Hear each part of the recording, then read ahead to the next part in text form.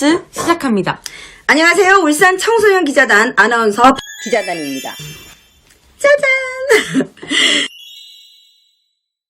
2022년 한 해를 핫하게 띄워줄 키워드 벌써 생각만으로도 우리가 예상할 수 있는데요. 이것입니다. 바로 미리 점쳐보는 2022년 흥미롭지 않나요? 자, 그래서 제가 준비했습니다. 오늘도 배워두면 득이 되는 알뜰쓸잡 함께 가시죠. 고!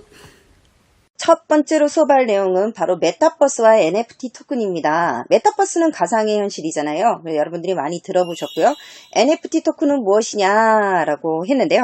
자, 간단하게 이야기를 한번 하고 가겠습니다. NFT는 대체 불가능한 토큰, 이 두 가지를 합한 말이에요. 그러면 제가 대체 불가능이라는 말과 토큰이라는 의미를 두 개를 따로 떨어져서 이야기를 해볼 텐데요. 똑같은 티셔츠가 3개가 있어요. 우리가 신발, 티셔츠 사러 간다면 다양한 걸 살 수 있잖아요. 그런데 나는 이렇게 하트가 그려진 이 티셔츠를 살 거야 라고 하면 이 친구와 이 친구는 서로 대체가 될 수 있나요? 없죠. 네. 그래서 이렇게 나만의 작품, 나만의 아이템으로서 자리를 잡는 걸 바로 대체 불가능이라고 합니다. 그렇다면 토큰이라는 의미는 뭐예요, 선생님?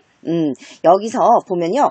내가 이렇게 공 그림을 그려요. 이 그림을 이 블록체인에다가 입력을 하게 되면 이게 디지털 안에서 이렇게 토큰처럼, 그렇죠? 공 그려진 요게 동전처럼 변해서 이게 토큰화 된다라는 뜻이에요. 자, 그래서 NFT라고 하는 거는 가상의 공간에서 쓰여지는 돈은 돈인데 그냥 마구 쓰여지는 게 아니라 내가 만든 돈이라는 거죠. 자, 그렇다면 내가 만든 돈이 더 많이 사용되면 될수록 내 걸 누군가가 복제를 해서 더 많이 사용하면 할수록 이 NFT로 인한 소득은 더 증가하게 되는 것입니다. 팔릴 때마다 이윤이 들어온다라고 생각을 하면 돼요. 이해가 되셨나요? 이렇게 NFT 토큰이 유행하게 된 데는 코로나 때문에 더 당겨지기도 했습니다. 바깥 활동보다는 이 가상의 세계에서 우리 친구들이 만나서 미팅을 하는 경우가 더 많아서이기도 하고요. 또한 디지털을 사용하고 벌써 이 게임 세계나 이 만들어 놓은 세상에 익숙해져 있는 Z세대들을 위한 시장이라고 할 수 있는데요. 사실 바깥 외출을 많이 할 경우에는 제가 옷에도 멋을 부리고 막 하잖아요. 근데 가상의 현실 속에서도 우리가 게임을 하다 보니까 나를 알릴 수 있는 아이덴티티가 많이 유행을 하게 된 거예요. 고흐의 작품 같은 거, 그렇죠? 고흐의 작품 같은 경우에는 우리가 복제를 하더라도 원본을 감정을 통해서 알 수가 있잖아요. 하지만 이렇게 디지털 상에서 그려진 그림들은 사실은 복제가 되었을 때 어느 게 원본인지를 몰라요. 그죠? 맞아요. 그래서 최초의 디지털로 된 예술품이나 그림들, 거기에다가 자신의 그 인증번호를 매겨놓는 것을 바로 NFT라고 하면 됩니다. 이 선거권 만 18세부터 선거 출마할 수 있다. 네, 이렇게 공직선거법이 개정이 되었습니다. 12월 31일 날 총 투표수 226표 중 찬성이 월등하게 많네요. 이제 우리 생일을 지난 고3들이 올해 총선과 지방선거에 각각 출마하고 싶다면 하셔도 됩니다. 선생님, 그러면 3월 9일 대선도 가능한가요? 그건 안 돼요. 우리나라 헌법에서 대통령은 만 40세 이상이라고 제한을 하고 있어요. 그래서 정말 정치가 하고 싶다, 우리나라를 바로 세우고 싶다, 이런 청소년들이 계신다면, 그렇죠. 지방선거부터 시작해서 쫙 올라가셔서 정말 진정한 정치인으로 거듭날 수 있기를 바랍니다. 축하드려요. 자, 그 다음 3월에 이루어지는 큰 선거가 있는데요. 바로 3월 9일 대통령 선거입니다. 자, 이 대통령 선거는 제가 두 가지로 설명을 하려고 해요. 그렇죠? 저희가 국민으로서 참여할 수 있는 참여 방법, 그리고 대통령이 어떤 사람인지 알아보도록 하겠습니다. 첫 번째, 투표를 청구하는 데는요, 이렇게 사전투표도 있고요, 거소투표도 있고, 제외투표도 있고, 그 다음은 직접투표, 그날 당일날 가서 바로 하는 거예요. 그지? 사전투표인데요, 사전투표는 그날 당일날 투표가 어려운 사람들을 위해서 미리 사전에 투표할 수 있는 것을 이야기합니다. 요즘은 곳곳에 동사무소, 학교마다 사전투표소가 설치되어서 손쉽게 갈 수 있으니까 당일날 무슨 일이 있으신 분들 같은 경우는 이곳을 이용해 주시면 됩니다. 자, 그 다음 거소투표 있는데요. 거소투표는 몸이 불편하거나 아니면 이렇게 이동이 불가능한 분들을 위해서 이 자신 머무는 요 병원과 요양소, 자택 등에서 우편으로 투표를 할 수 있는 제도입니다. 그 다음 제외투표인데요. 제외투표란 말 그대로 국외, 국내가 아닌 바깥 나라에 체류하고 그죠, 살고 있는 분들을 위해서 하는 건데요. 이 재외 선거에 같은 경우에는 그냥 갈 수가 없기 때문에 꼭 먼저 등록 신청을 하셔야만 이렇게 투표에 참석하실 수가 있습니다. 자, 그렇다면 이제 대통령이 하는 일은 무엇인가 알아봐야 되는데요. 우리가 선거를 해야 되는데 누구를 뽑을지 참 애매한 경우가 많아요. 그래서 한번 제가 되짚어 봤습니다. 대통령은요, 행정, 우리나라의 곳곳에 있는 모든 일들을 잘 관리해서 일하는 분들이에요. 그래서 우리가 집으로 치면 엄마의 역할을 하시는 분입니다. 이 엄마는 어떤 일을 하느냐? 양육, 교육, 생계, 복지, 그리고 내가 아픈 부위도 도드너 줘야 되고, 그리고 나를 위해서 저축도 하셔야 되고, 그리고 무엇보다 나를 사랑한다는 신뢰성이 있어야 돼요. 그죠? 이렇게 엄마가 가정에서 모든 필요한 것을 잘 알고 진두지휘하고 하시는 분들이라면 어떻게 될까요? 그렇죠. 가정이 그냥 잘 굴러가는 거죠. 우리나라의 모든 것을 잘 지도하고 관리하는 사람은 아무나 되는 게 아니에요. 욕심 있다고 되는 것도 아니에요. 정말 그 사람이 다 알아야 돼요. 다 알고 정말 재능이 있고 진정으로 시민을 위하는 마음을 가진 사람인지 똑똑히 판단을 해야 됩니다. 그런데 이 판단하는 데 있어서 우리가 가끔 그래요. 웬만하면 완벽한 사람을 찾으려고 노력을 해야 되는데 양육만 잘한대요. 근데 교육 못하면 뭐해? 돈을 많이 벌게 해줬대요. 근데 내가 아픈 부위에 관심도 없어요. 아니, 밥은 먹여주는데 기쁜 일이라 뭐냐? 넌 빠져. 이거는 내가 하는 일이지 너네 같은 사람들은 그냥 정치에서 빠져. 이런 식으로 하는 사람은 안 되죠.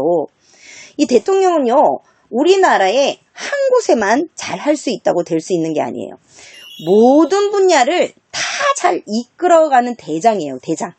그래서 이왕이면 다 잘 아는 사람, 그리고 언제나 들어가면서 수정을 해서 국민들을 위해서 일해 줄 사람. 정말 가끔 건의에 젖어서 이 나랏돈이죠. 우리 부모님들이 일해서 모은 세금을 가지고 자기 욕심을 채우는 사람. 이런 사람은 정말 하면 안 된다고 생각합니다. 그래서 우리가 투표를 하거나 부모님들께서 투표를 하실 때는 대통령, 최고로 완벽한 사람, 다재다능한 사람 뽑는 게 적당하다고 생각을 합니다. 자, 그렇다면 이 대통령 말고 또 우리가 6월 1일 국회의원 선거가 있어요. 그죠? 국회의원이 하는 일은 무엇인지 알아보도록 하겠습니다. 법을 만드는 사람입니다. 오? 선생님, 판검사가 법 만드는 거 아니에요? 아니에요. 법을 만들고 법을 또 바꿀 수도 있는 사람이 바로 국회의원입니다.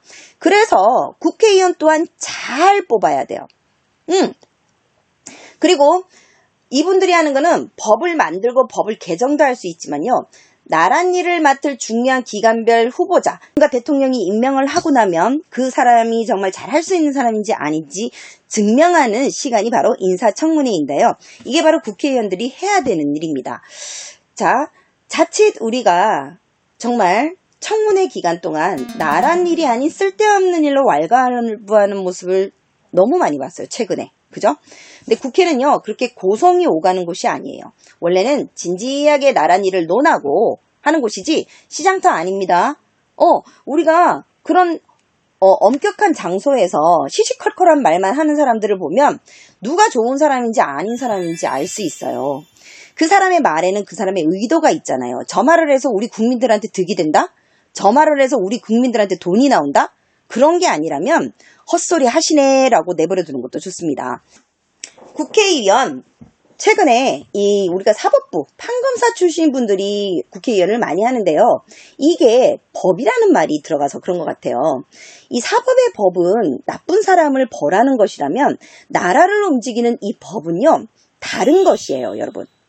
내가 뭔가를 잘 운영하기 위해서 이런 사람 저런 사람의 요구를 다 들어줄 수 없기 때문에 중립적으로 효과적인 법을 잘 개정을 해서 모두에게 혜택이 돌아가도록 하는 게 바로 나라를 움직이는 법입니다. 그래서 국회의원들은 항상 이런 사람 저런 사람 모두의 의견을 잘 들어서 중립적으로 우리에게 필요한 법을 잘 만들어주는 사람들이 바로 올바른 국회의원의 모습이죠. 이 국회의원들은요, 누구의 돈으로 일을 하시는 분들이죠? 국민의 세금입니다. 이 세금 내가 내는 게 아니라 우리 부모님들이 열심히 일하셔서 내는 세금이에요. 부모님의 돈으로 일을 하시는 분들이기 때문에 우리가 엄격하게 관리를 해야 돼요. 제대로 일을 못하거나 아니면 딴짓을 하거나 그럴 경우에는 일침을 놓거나 아니면 그렇죠. 그 일을 더 잘할 수 있는 사람에게 물려줘야 된다고 생각을 합니다. 그래서 여러분들은 관찰자예요. 관찰자. 앞으로는 우리 모두가 정치하시는 분들의 관찰자가 되어서 잘 하고 있는지 못하고 있는지 잘 따져봐야 된다고 생각을 합니다. 2월 1일 시도지사 및 교육감 선거 예비 후보자들이 등록 신청을 할 수 있다고 해요. 네. 그리고 3월 20일부터는 예비 후보자 등록인데 어떤 사람들? 군의원 및 장의 선거. 네, 그렇죠. 또 예비 후보자가 등록을 합니다. 자, 그래서 6월 1일 투표를 통해서 우리가 국회의원을 선발하게 되는 것입니다. 자, 포인트. 우리가 국회의원과 대통령의 선거를 앞두고 있잖아요. 2022년. 사람을 볼 때 나에게 가르침을 주고 나에게 좋은 것을 주는 사람에겐 존경을 표해야 됩니다. 왜냐? 배울 수 있는 기회를 주고 또 한 단계 더 높은 곳에서 다른 사람을 배려할 수 있는 인격을 알려주기 때문이죠. 하지만 내게 안 좋은 모습을 보이거나 나의 것을 소중하게 여기지 않는 사람은 철저하게 무시하고 뽑지 말아야 된다고 생각을 합니다. 똑같이 그들은 우리를 사랑한다고 이야기를 해요. 하지만 진짜 나를 사랑하는 모습은 다릅니다, 여러분. 나를 사랑한다는 것은 무엇이다? 나를 제대로 알게 하고 나를 좋은 곳으로 인도해주는 사람들입니다. 다가오는 선거일에 맞춰서 사회와 정치에 관심을 가져보기를 기대합니다. 자, 오늘 수업 여기서 마칠게요.